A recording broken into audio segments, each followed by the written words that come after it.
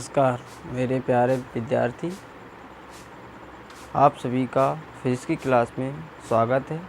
मेरा नाम है संजीव कुमार और आज हम क्लास 12th का इंटरमीडिएट का प्रथम चैप्टर का जो आवेशों के गुण हैं उनके बारे में आपको हम समझाना चाहता हूँ। तो आवेशों के इस क्लास में हम लोग आवेशों के बारे में समझेंगे कि आवेशों में जो कौन कौन से गुण पाए जाते हैं उनके बारे में हम इस वीडियो में समझेंगे। तो इस वीडियो से पहले जो पिछली वीडियो हम लोगों ने आवेशों के बारे में जाना, आवेश कितने प्रकार के होते हैं उनके बारे में जाना और उनकी जो संबंधित जितनी भी परिभाषाएं बनती हैं उनके बारे में जाना। आज हम समझेंगे आवेशों के गुणों में। ठीक, क्या समझेंगे? आवेशों के गुणों में। तो आप हेडिंग डालेंगे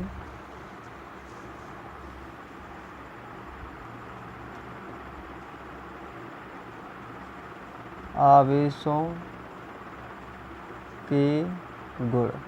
ठीक, आप ये हेड डालेंगे प्रॉपर्टीज ऑफ चार्ज। ठीक, प्रॉपर्टीज ऑफ चार्ज। तो पहला गुण क्या कहता है? पहला गुण कहता है कि सजातीय आवेशों के बीच प्रतिकर्षण बल कार्य करता है और विजातीय आवेशों के बीच आकर्षण बल कार्य करता है। तो पहले समझेंगे हम सजातीय आवेश किसे किसे कहते हैं। तो समझें सबसे पहले सजातीय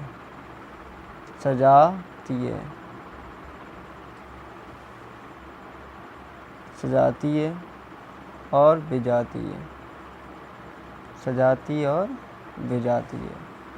तो इन शब्दों को आप लोगों ने मैथमेटिक्स में काफ़ी बार इन शब्दों का उपयोग किया जाता है।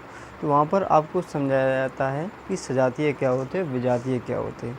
तो अगर आपको मालूम नहीं है तो मैं बता देता हूँ कि सजातीय शब्द का मतलब क्या हो जाता है और जो विजातीय शब्द का मतलब क्या होता है।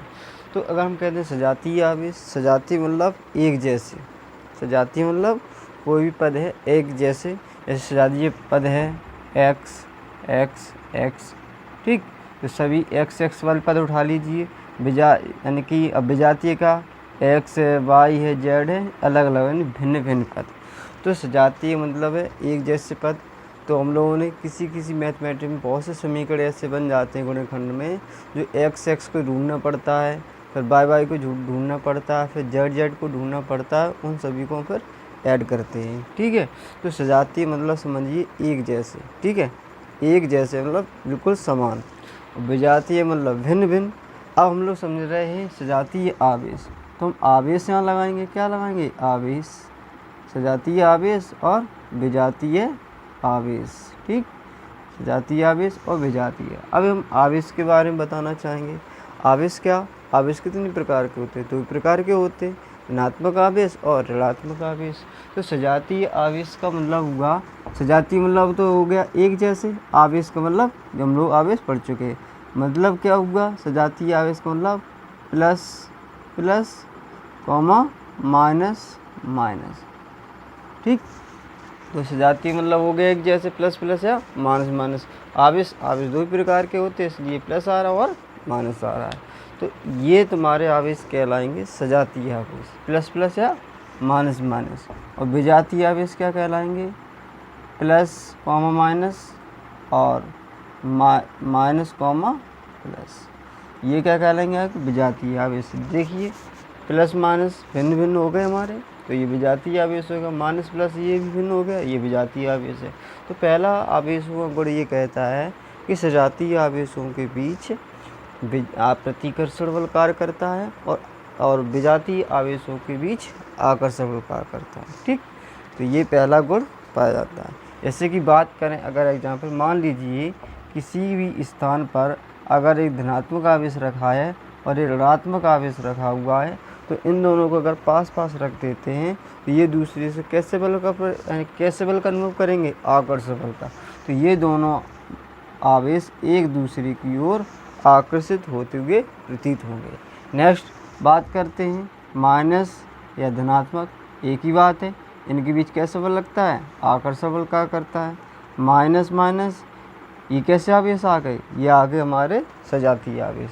सजातीय आवेशों के बीच कैसे बल लगता है, प्रतिकर्षण बल कार्य करता है। तो इसकी दिशा इस दिशा में बल लगेगा, इसकी इस दिशा में बल लगेगा। तो ये दोनों बल एक दूसरे के दूर जाते हुए प्रतीत होंगे। इसी प्रकार से हम धनावेश ले लेते हैं, धन आवेश, इनके बीच भी कैसा बल लगेगा, प्रतिकर्षण बल लगेगा। तो मतलब ये हुआ कि अब पहला गुण क्या कहता है, पहला गुण ये कहता है अगर किसी भी स्थान पर अगर हम धनात्मक आवेश और ऋणात्मक आवेश अगर पास पास या दूर दूर रखें तो ये एक दूसरे को आकर्षण बल का अनुभव करते हैं। आकर्षण बल का अनुभव करते हैं तो ये एक दूसरे जब हम इनको छोड़ेंगे यानी कि ब्रह्म मुक्त अवस्था में छोड़ेंगे तो ये एक दूसरे को आकर्षित करेंगे, एक दूसरे के पास आते हुए दिखाई देंगे या प्रतीत होंगे। अगर इसी प्रकार से अगर हम सजातीय आवेशों को किसी स्थान पर थोड़े पास या थोड़ी दूर रख देते हैं तो जब इन दोनों को मुक्त अवस्था में छोड़ेंगे तो ये दूर जाते हुए प्रतीत होंगे। ठीक है, तो इस प्रकार से ये अनुभव। तो पहला गुण आप लिखेंगे, नंबर 1 डाल के लिखेंगे सजातीय आवेश, सजातीय आवेश। उसके बाद ब्रैकेट में इस प्रकार से लिख लेंगे, ब्रैकेट बड़ा कोष्ठक ओपन करेंगे उसको लिखेंगे प्लस प्लस और माइनस, इस प्रकार से आप लिख लेंगे। ब्रैकेट बंद करने के बाद लिखेंगे के बीच सदैव प्रतिकर्षण बल कार्य करता है, के बीच सदैव प्रतिकर्षण बल कार्य करता है तथा विजातीय आवेश ब्रैकेट लिखेंगे प्लस माइनस या माइनस प्लस, विजातीय आवेश ये लिखने के बाद आप आगे लिखेंगे के बीच सदैव आकर्षण बल कार्य करता है। ठीक, के बीच सदैव आकर्षण बल कार्य करता है। नेक्स्ट गुण के बारे में समझेंगे। नेक्स्ट गुण क्या कहता है, नेक्स्ट गुण ये कहता है, क्या कहता है कि जो आवेश जो होते हैं उन्हें हम अनिश्चित क्रम में विभाजित नहीं कर सकते, अनिश्चित क्रम में विभाजित नहीं कर सकते। और इनके यही जो गुण होता है उन्हीं को परमाणुकता या क्वांटीकरण कहते हैं। अब अनिश्चित क्रम का मतलब क्या हुआ, फॉर एग्जाम्पल सपोज दैट, जैसे मान लीजिए कि कोई संख्या है, संख्या को हम लोग सकते हैं 1 है, 1/2 है। ऐसे हम लोग प्राकृतिक संख्या जो कौन कौन सी होती हैं, प्राकृतिक संख्याएं 1 2 3 4 5 तो प्राकृतिक संख्या होती हैं। तो क्या एक और जैसे कि अगर हम 1 2 3 तो 1 मिला फिर 2 मिला फिर 3 मिला फिर 4 मिला, तो इनके बीच में भी कुछ पद होंगे कि नहीं होंगे पद। जैसे 1 यहाँ इसके बीच में हो गया 1.5 यानी कि 1/2 होगा कि नहीं होगा। तो मतलब दूसरा नियम क्या कहता है, दूसरा नियम कहता है कि आवेशों को अनिश्चित क्रम में विभाजित नहीं कर सकते। जैसे कि अगर आपको 1 चाहिए तो 1 तो आवेश आपको मिल जाएगा। अगर आपको ज़रूरत है 1.5 की, मतलब 1 और आधे आवेश, तो 1 और आधा आवेश कभी नहीं मिलेगा, तो 1 लीजिए या फिर 2 लीजिए। ठीक, अगर सपोज दैट अगर एक एग्जाम्पल के अनुसार अगर हम आपको समझाना चाहूँ तो आप ऐसे मान लीजिए कि अगर आप रेलवे स्टेशन पर जाते हो और आपको लगी है प्यास, तो प्यास को बुझाने के लिए आपको 2 सोर्स मिलते हैं। कौन कौन से, एक तो पानी को लेने के लिए आप दुकान से ले सकते हो, पैकेट या बोतल के रूप में मिलेगा। दूसरा जो आपकी चुटकी में जो नलों में पानी निकलता है उसके द्वारा। तो अब बात फंसती है कि दुकान पर आपको 1 लीटर, आधा लीटर और जो पाउच मिलता है 100 ग्राम 250 ग्राम, इस प्रकार से पैकेट के रूप में आपको पानी मिलता है। तो आपने एक बोतल की, मान लीजिए 1 लीटर की बोतल ली, आपने उसको पी ली और बस आपको 20 ग्राम या 50 ग्राम पानी आपको और चाहिए, जिससे कि आपकी जो पूरी प्यास है वो बुझ सकती है। लेकिन क्या दुकान पर ये 50 जो ग्राम है क्या अवेलेबल होगा, नहीं होगा। या तो आप 100 ग्राम खरीदें, यहाँ पर 500 ग्राम या 500 ml की खरीदें, या फिर 1 लीटर की खरीदें। तो वहाँ पर जो पैकेटों के रूप में आपको मिल रहा है पानी, लेकिन नल पर जितना आपको चाहिए उतना आपने हुक लगाया और पी लिया, पूरी प्यास भी, तो वहाँ कंटिन्यू है। तो इसी प्रकार से मतलब हुआ सीधा सीधा, मतलब अगर इससे भी समझ में नहीं आता है तो डायरेक्ट समझें। मतलब क्या हुआ, आवेश को अनिश्चित क्रम का मतलब हुआ है तो आप एक लीजिए या फिर 2 आवेश लीजिए या फिर 3 आवेश ले लीजिए या फिर 4 आवेश। अगर आपको ज़रूरत पड़े कि मुझे 2.5 आवेश चाहिए तो 2.5 आवेश कभी नहीं मिलते, ठीक है, या तो 1 या फिर 2, तो उन्हें अनिश्चित क्रम में विभाजित नहीं किया जा सकता। तो नंबर दूसरा लिखें कि आवेशों को अनिश्चित क्रम में विभाजित नहीं किया जा सकता है। आवेशों को अनिश्चित क्रम में विभाजित नहीं किया जा सकता है। आवेशों के इसी गुण को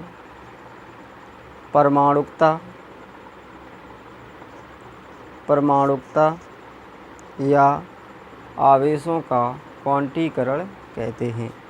आवेशों का क्वांटीकरण कहते हैं, ठीक है। अब इसका सूत्र भी आप लिख सकते हो, सूत्र में आपको लिखाना चाहता हूँ।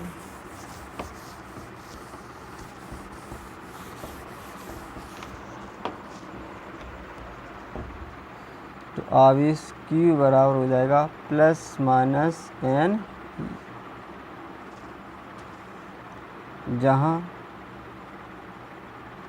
N बराबर है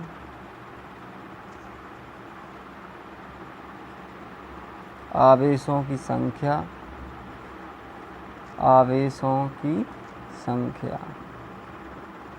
या ऐसे भी लिख सकते हैं मुख्य क्वांटम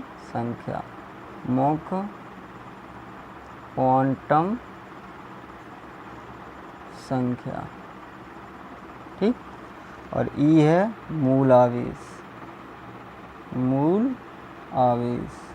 और मूल आवेश का जो मान होता है वो होता है 1.6 × 10⁻⁻19 कूलाम, ठीक, ये होता है कूलाम। तो आप ये लिख सकते हैं।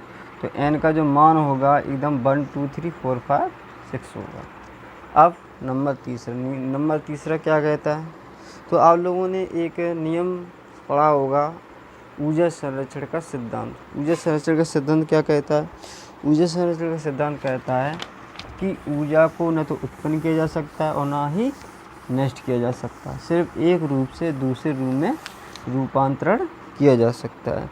बिल्कुल सेम टू सेम, कद्दू टू कद्दू, लौकी टू लौकी, तुरैया टू तुरैया, बिल्कुल सेम टू सेम। एक और गुण आवेश का मिलता है बिल्कुल ऊर्जा संरक्षण के सिद्धांत से। तो इसमें आप है डालेंगे आवेशों का संरक्षण सिद्धांत, ठीक है, ये ऐड डलेगी। और इसमें लिखेंगे आवेशों को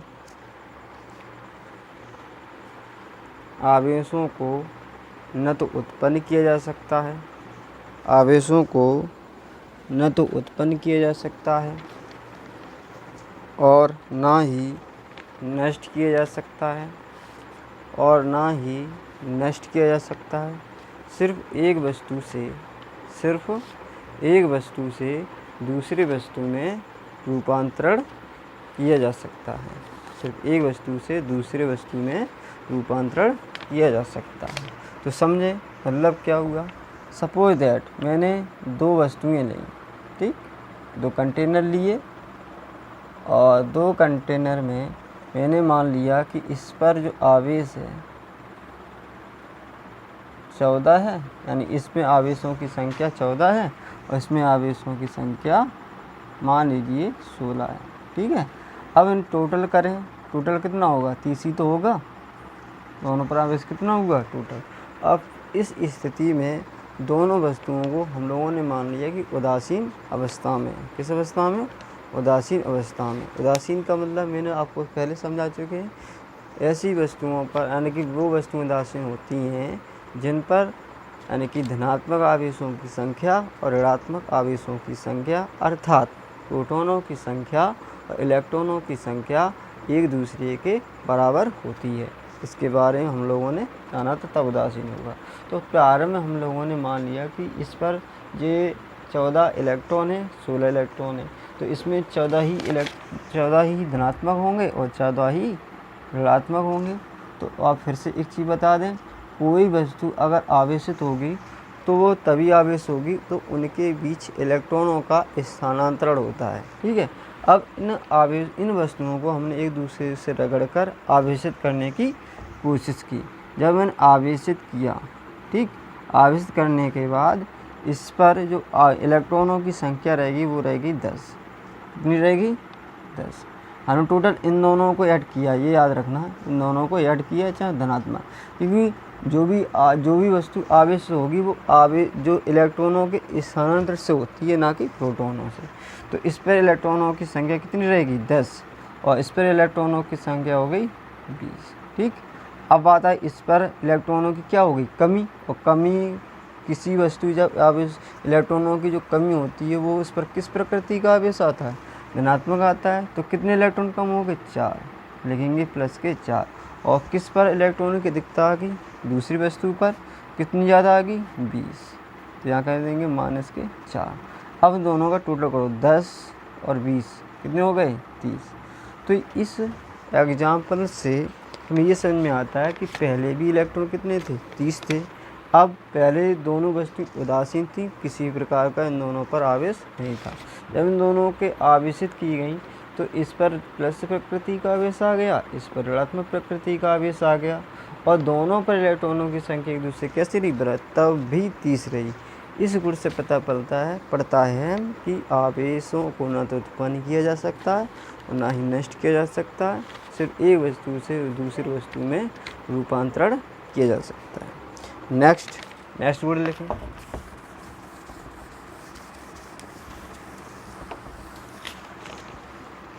नेक्स्ट गुण लिखें कि आवेश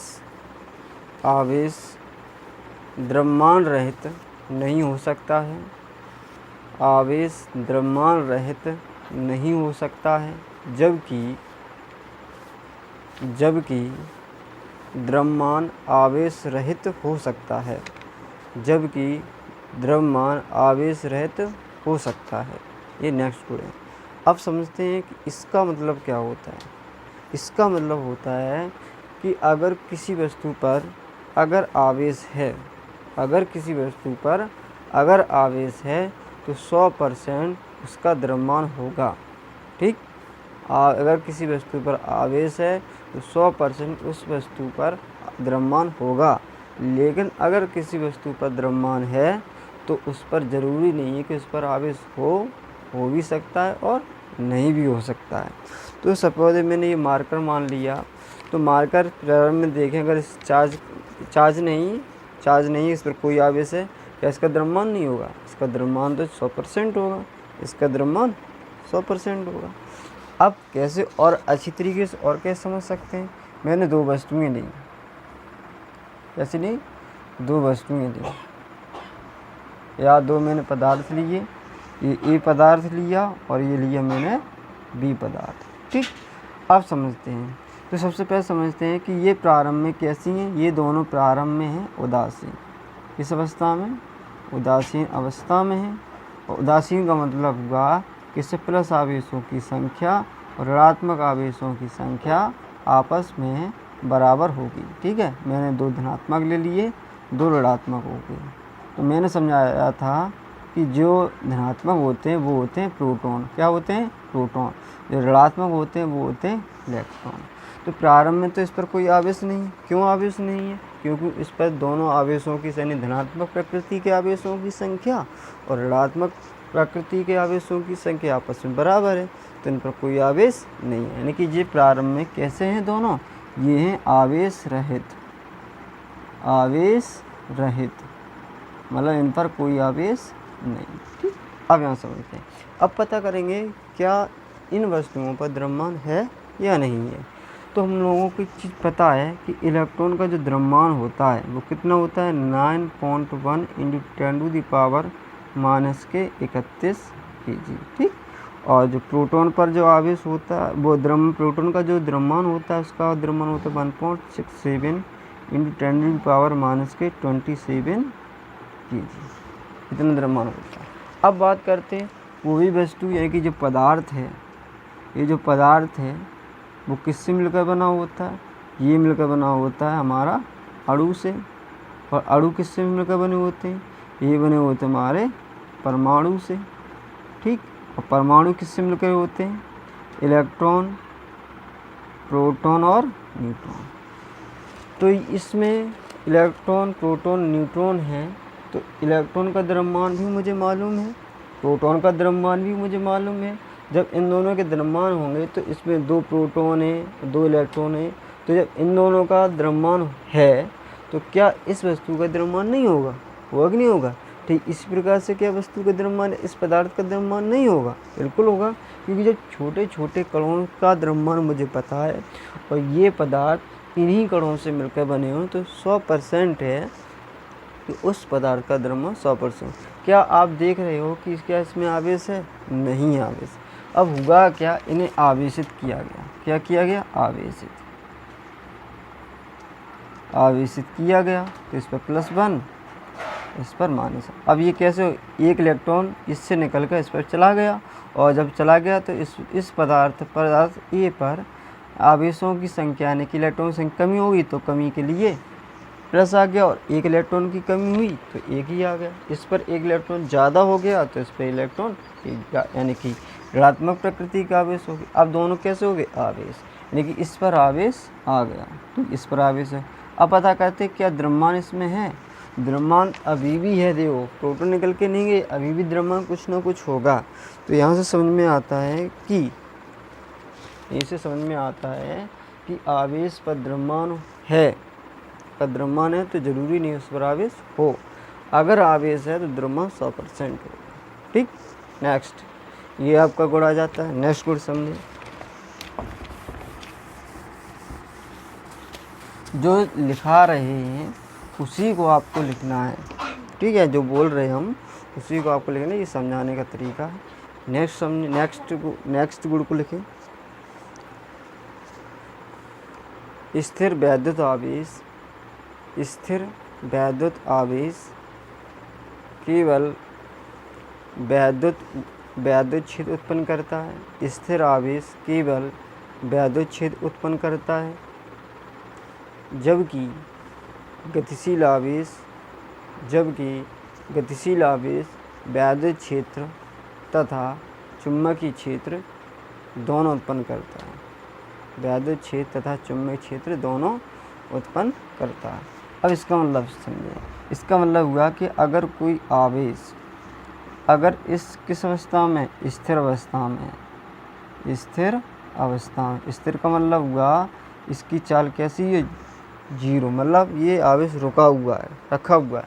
तो जो उत्पन्न करेगा वो केवल करेगा कौन सी क्षेत्र? वैद्युत क्षेत्र। ठीक, वैद्युत क्षेत्र को हमने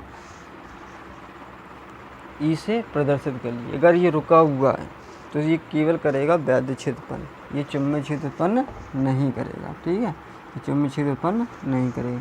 अगर यही आवेश अगर गतिशील अवस्था में जाता है यानी कि चलने लगे, अगर यही आवेश अगर चलने लगे तो क्या करेगा? ये वैद्युत क्षेत्र उत्पन्न भी करेगा और चुंबकीय क्षेत्र दोनों उत्पन्न करता है। ठीक, ऐसे सपोज दैट मान लीजिए आवेश है, अगर आवेश ये रुका हुआ है तो ये केवल कौन से क्षेत्र उत्पन्न करेगा? वैद्युत क्षेत्र निकलेगा। अगर ये आवेश अगर गतिशील अवस्था में आ जाए, किस अवस्था में जाए? गतिशील अवस्था में अगर आ जाए तो यही आवेश वैद्युत क्षेत्र के साथ साथ चुंबकीय क्षेत्र भी उत्पन्न करने लगता है। तो ये हमारे आवेशों के जितने गुण होते हैं इनको आसानी से आप याद करें, अच्छी तरीके से पढ़ें। अगर हमारे चैनल पर अगर आप नए हैं तो आप हमारे चैनल को सब्सक्राइब करें, लाइक करें और कमेंट करके मुझे ज़रूर बताएं कि ये आपको वीडियो कैसी लगी और क्या क्या आपको समझ में आया। और जितनी वीडियो आपको सबसे पहले पहुँचे उसके लिए आप हमारे चैनल को सब्सक्राइब करें, जिससे कि जितनी भी हम वीडियो अपलोड करते हैं वो आसानी से आपको प्राप्त हो जाए।